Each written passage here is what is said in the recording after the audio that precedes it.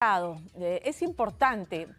Habíamos hablado de esto que ha señalado para una entrevista con un medio extranjero la lideresa de Fuerza Popular, Keiko Fujimori, que está en conversaciones para formar alianzas y en ese escenario estaría entreteniendo la posibilidad de no postularse por cuarta vez a la presidencia de la República.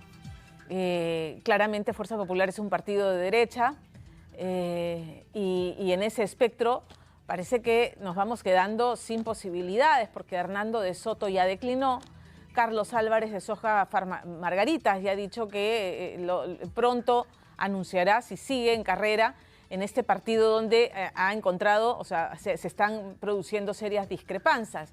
¿Qué nos queda en ese espectro? De momento, el señor César Acuña, que para más de viaje, que atendiendo las necesidades urgentes de una región azotada por la delincuencia y la criminalidad organizada, pensemos en Patás y su cantidad de fosas comunes y la delincuencia, las extorsiones en La Libertad. Pero el señor pide licencias, se toma vacaciones, viaja absolutamente desconectado. Bueno, César Acuña sería el candidato de Alianza para el Progreso. ¿Quién podría asomar? Hay otros nombres que están todavía como posibilidades.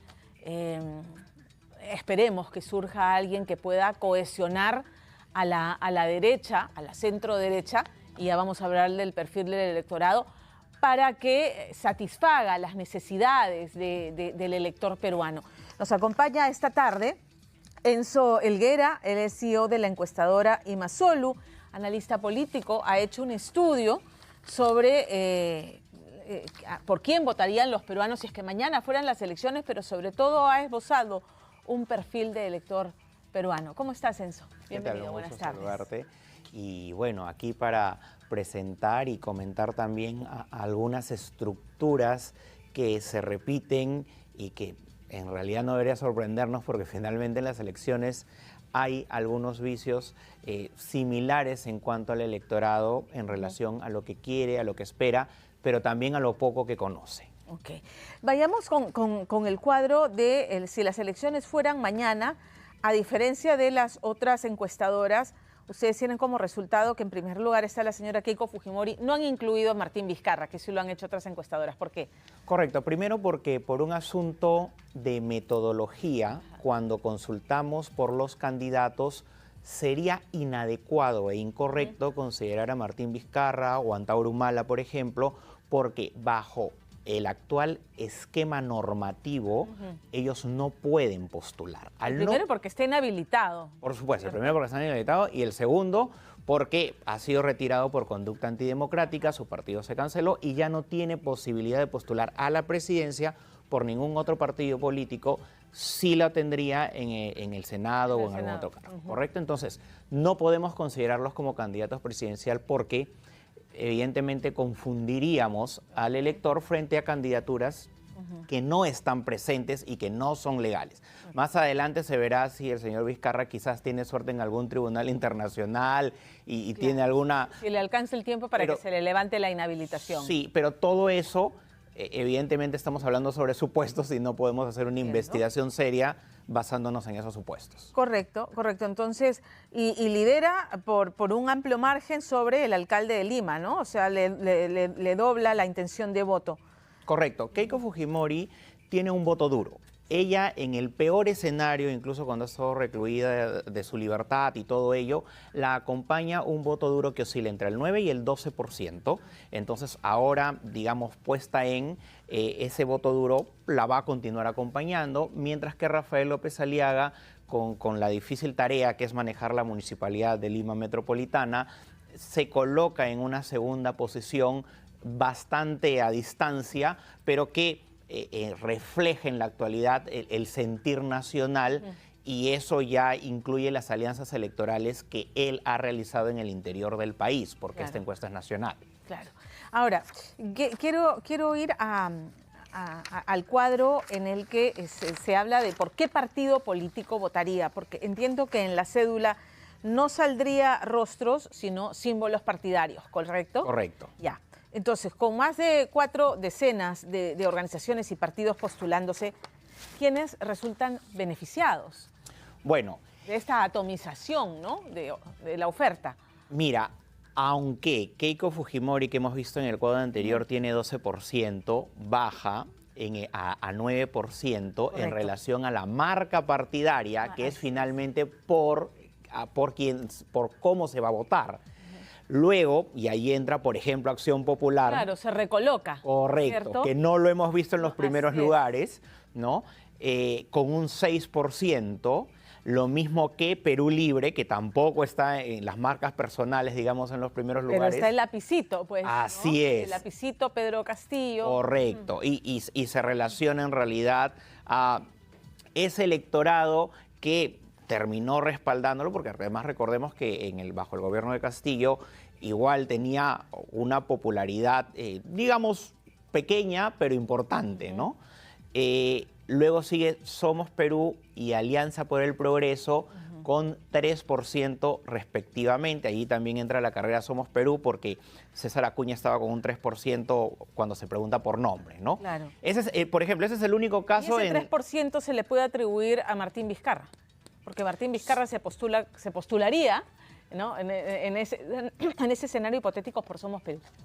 Correcto. Bueno, en realidad todo depende de las conversaciones y de las negociaciones, si él va simplemente con su partido o hace una alianza, porque su partido sí está vigente, aunque él no. Claro. Correcto. Entonces todo va a depender en realidad de las posibilidades, pero Somos Perú evidentemente alcanza una visibilidad y sí tiene una recordación, les guste o no a muchos de ellos, por Martín Vizcarra. Claro, ¿no? evidentemente. Y este cuadro en particular nos hablaría de la conformación parlamentaria, ¿no? O sea, preliminarmente, ¿no? Por supuesto. ¿Cómo se repartiría? Sí, la foto sería ahora, si las Sí, elecciones sería ahora. Claramente, correcto. sí, eso es hoy, porque aparece el partido aprista, mira, reaparece el partido aprista, qué importante. Así y el es. FREPAP también, ¿no? Reaparece el pescadito y reaparece la estrella del APRA. Hay dos partidos políticos que no están en la actualidad representados, digamos, o no tienen una representación parlamentaria, pero que sí tienen una recordación, porque en su momento se votó por el FREPAP como una manera espontánea,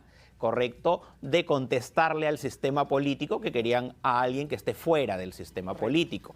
Y en el tema del APRA, evidentemente es junto a Acción Popular y al PPC, que no aparece en este tipo de situaciones, pero son partidos, digamos, clásicos e históricos. El APRA nunca muere. Y la recordación de la marca y la Claro. influencia nacional, evidentemente también influye, ¿no? ¿Es más la marca que el recuerdo del ejercicio del poder del partido, de sus representantes? En realidad, el APRA siempre ha estado atribuido a los valores políticos que Alan García le inyectó.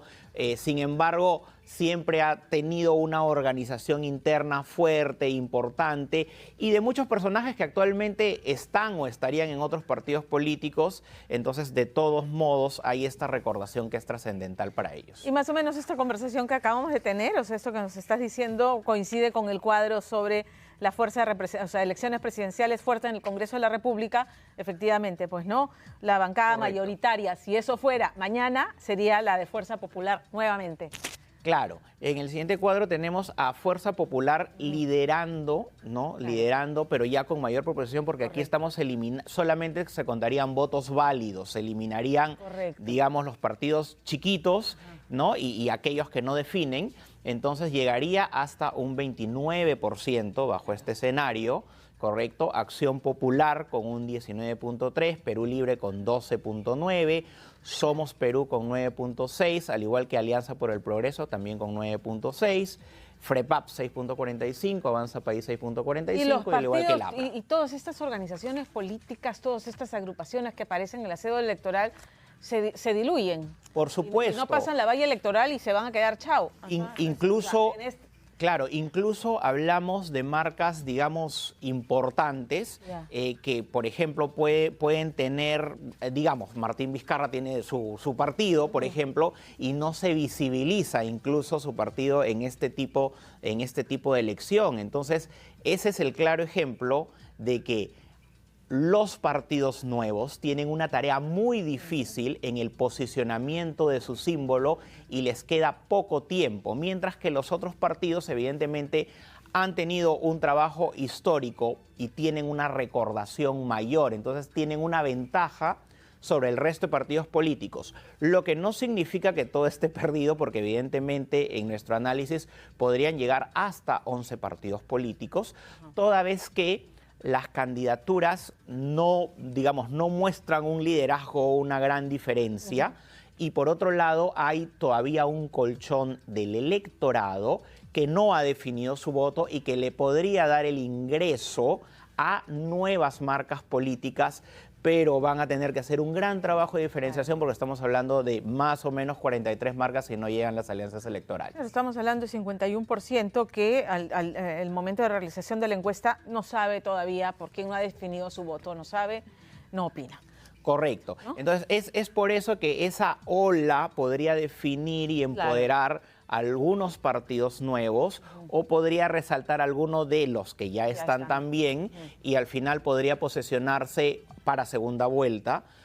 No calculamos que nadie vaya a ganar en primera vuelta, pero sí podría posesionar a uno de los partidos que representan lo ya conocido versus alguien nuevo, que por lo general, digamos, la campaña electoral en primera vuelta termina siendo siempre esa diferenciación. El perfil del electorado me interesa particularmente porque le preguntan a los encuestados, ¿confía usted en el sistema político? Confío muy poco, 58%, no confío, 28%. La mayoría no se siente representado por el sistema político que podemos calificar, o sea, es una democracia. Por supuesto. Es bien peligroso, ¿no? Por supuesto. De hecho, Pamela, tenemos una calificación a nivel nacional por algunos indicadores de que terminamos siendo ahorita una democracia híbrida. Híbrida, correcto. Y obviamente esa percepción, la población no conoce un poco esta diferenciación de terminología, pero sí reconoce si el sistema democrático, que es nuestro sistema también político, funciona o no, ¿correcto? Entonces, y este más si confío o confío muy poco, es el desgaste del Parlamento, es la suma de a veces las contradicciones y las pullas internas dentro de la Fiscalía, el Poder Judicial. Entonces es un concepto de todo el sistema político, no solo del tema de la presidencia, sino de todo el aparato. ¿Funciona o no funciona para el ciudadano de pie? Entonces el sí confío es un 14%, el confío muy poco es una gran mayoría, del 58%, y un 28% incluso dice que no confía. Bueno, eso se alinea con los resultados de, la desaprobación de la presidenta, la desaprobación del Congreso, y en esa línea de todas las instituciones del Estado, ¿no? Poder judicial, el Ministerio Público. Dentro del perfil también preguntan, ¿en cuál de los siguientes regímenes de gobierno preferiría vivir? Claro, 60%, a pesar de que no confían, insisten en la democracia, ¿no? Que al menos es bueno. Imperfecta, pero prefiero democracia. 23% dice dictadura. Correcto. Lo que pasa es que, a ver, ante temas de inseguridad ciudadana, muchos optan por el estilo dictador o de autoritarismo, porque consideran que si la democracia no funciona, principalmente es por temas de corrupción o por temas de ineficiencia del aparato estatal. ¿Qué se necesita para suprimir las instituciones políticas y funcionar de manera más ejecutiva?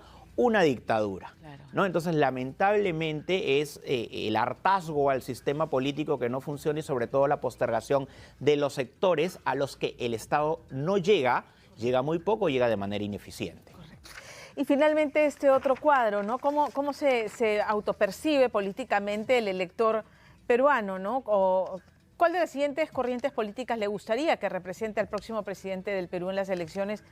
Y gana el centro.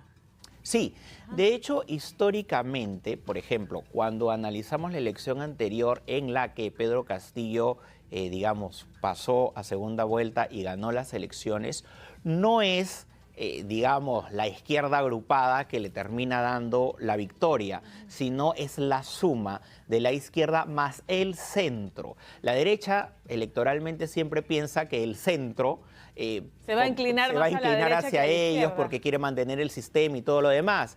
Pero el problema es que el centro es constantemente afectado por el sistema político y muchas veces termina dándole la espalda a la derecha para apoyar a la izquierda, y es por esa razón los últimos resultados electorales, ¿no? Entonces, ¿dónde colocamos el antivoto? Porque lo que ha pasado en segunda vuelta es que por el fujimorismo, por Keiko Fujimori no votaría de ninguna manera, aún percibiéndome como de derecha o de centro derecha.